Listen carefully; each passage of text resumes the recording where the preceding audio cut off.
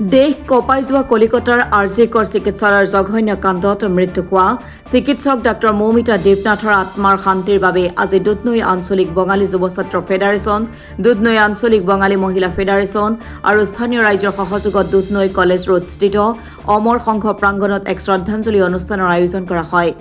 অনুষ্ঠানত দুধনৈ আঞ্চলিক বঙালী যুৱ ছাত্ৰ ফেডাৰেচনৰ সভাপতি প্ৰসেনজিৎ দে কলকাতা কাণ্ডৰ লগতে ধিং ধৰ্ষণ কাণ্ডৰো তীব্ৰ গৰিহণা প্ৰকাশ কৰে।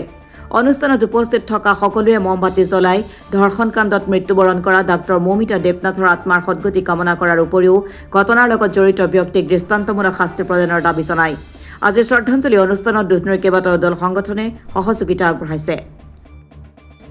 আমি 9 আগষ্টত যেটো ঘটনা হৈছে কলকাতা মেডিকেল কলেজত মানে বহুত মানে দুৰ্ভাগ্য ঘটনা যেটো ক'ব নোৱাৰি। ধৰ্ষণ কৰিছে লগতে হত্যা কৰিছে আৰু ইতিমধ্যে ঢিঙতো এটা ঘটনা ইতিমধ্যে হৈ গৈছে 3-4 দিনমান আগতে। তেওঁলোকক আৰক্ষীয়ে আটক কৰিছে ঢিঙৰ ঘটনাটো আৰু কলকাতাৰ আৰক্ষীয়ে এতিয়ালৈকে এই দোষীকেইটাক মানে আটক কৰিব পৰা নাই।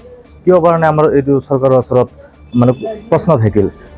কলকাতাৰ আৰক্ষীয়ে কিয় মানে এনেকুৱা জনা সত্ত্বেও আজিকালি ইমান মানে ছ'চিয়েল মিডিয়াৰ যুগ, ইমান ফেচিলিটি থকা সত্ত্বেও আজিলৈকে কিয় ধৰিব পৰা নাই, ইয়াত কি ৰাজনীতি লুকাই আছে আমি সেইটো মানে জানিব বিচাৰোঁ চৰকাৰৰ ওচৰত। তো আমাৰ ফেডাৰেশ্যনৰ দাবী থাকিল যে সিহঁতক সোনকালে আটক কৰিব লাগে, আটক কৰি সিহঁতক কঠোৰতম শাস্তি মানে ফাঁচি দিব লাগে। এনেকুৱা ঘটনা যাতে আগন্তুক দিনত নহয় চৰকাৰে তাৰ পদক্ষেপ ল'ব লাগে আৰু লগতে ৰাইজেও আমি সজাগতা থাকিব লাগে যে এনেকুৱা ঘটনা আগন্তুক দিনলৈকে নহয়। আৰু চৰকাৰৰ ওচৰত আমাৰ এইটো দাবী থাকিল যে সোনকালে সিহঁতক অতি সোনকালে আটক কৰাৰ ব্যৱস্থা কৰিব লাগে আৰু ন্যায়ালয়ে যদি সিহঁতক শাস্তি ৰূপে ফাঁচি দিয়ে। আজি যেটো শ্ৰদ্ধাঞ্জলি ইয়াত অনুষ্ঠান হৈছে এইটো আচলতে ৰেলী কৰাৰ কথাই আছিলে, কিন্তু মানে আমাৰ স্থানীয় যিটো প্ৰশাসন তেওঁলোকে কি কাৰণত জানো পাৰ্মিশ্যন নিদিলে, হয়তো পিছত দিব, তেতিয়া হয়তো আকৌ ৰেলী ওলাব। কিন্তু আজি যিটো অনুষ্ঠান ইয়াত কৰা হ'ল এইটো শ্ৰদ্ধাঞ্জলি অনুষ্ঠান। এইটো মৌমিতা দেৱনাথ তেওঁক যি মানসিক শাৰীৰিক নিৰ্যাতন কৰি অত্যাচাৰ কৰি যৌন নিৰ্যাতন কৰি যিটো শাস্তি দিলে, হত্যা কৰিলে, সেইকাৰণে আমাৰ অঞ্চলৰ গোটেই মহিলা আৰু ফেডাৰেশ্যনৰ জৰিয়তে গোটেই মহিলাখিনি ওলাই আহিছে আৰু হয়তো ভৱিষ্যতেও ওলাব আৰু এনেকুৱা যাতে কোনো দিন এনেকুৱা নিৰ্যাতন নহয় সেইটোৱে আমি আশা কৰিম।